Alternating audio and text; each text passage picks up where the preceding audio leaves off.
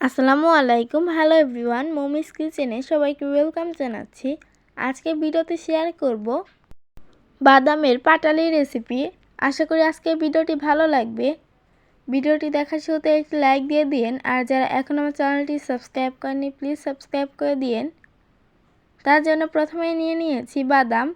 এইখানে নিয়ে নিয়েছি কাঁচা বাদাম নিয়ে নিয়েছি। তারপর এগুলোকে ভেজে নিচ্ছি। একটা শুকনো কড়াইয়ের মধ্যে এগুলোকে বেশ কিছুক্ষণ ভেজে নিয়েছি, প্রায় 7 থেকে 8 মিনিটের মতন। এগুলো ভাজা হয়ে গেলে একটি স্ট্রেনারের মধ্যে নামিয়ে নিচ্ছি।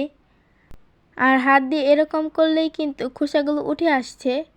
এরকম করে প্রায় সবগুলো খোসাকেই ছাড়িয়ে নিচ্ছি। খোসা ছাড়ানো কিন্তু হয়ে গিয়েছে। তারপর যে বাটির মধ্যে এটাকে তৈরি করব, ওই বাটির মধ্যে তেল ব্রাশ করে নিয়েছি। তারপর বাদামগুলোকে দিয়ে দিয়েছি। এখন একটি প্যানের মধ্যে দিয়ে দিয়েছি প্রায় 2 কাপের মতো চিনি। তারপর সামান্য পানি দিয়ে খুব ভালো করে নেড়েচেড়ে নিচ্ছি। আর চিনিটাকে কিন্তু অনবরত নাড়তে হবে।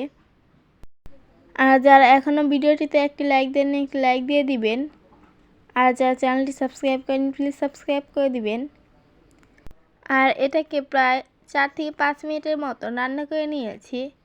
আর এটা যখন এরকম ফুটতে শুরু করবে আর আঠালো হয়ে আসবে, তখন বাদামের উপর এগুলো ঢেলে দিতে হবে। আর এটা ঢেলে দেওয়ার সাথে সাথেই কিন্তু এরকম জমে যাবে। আর এটাকে 2 ঘন্টার জন্য রেখে দিয়েছিলাম। 2 ঘন্টা পর কিন্তু একদম তৈরি হয়ে গিয়েছে।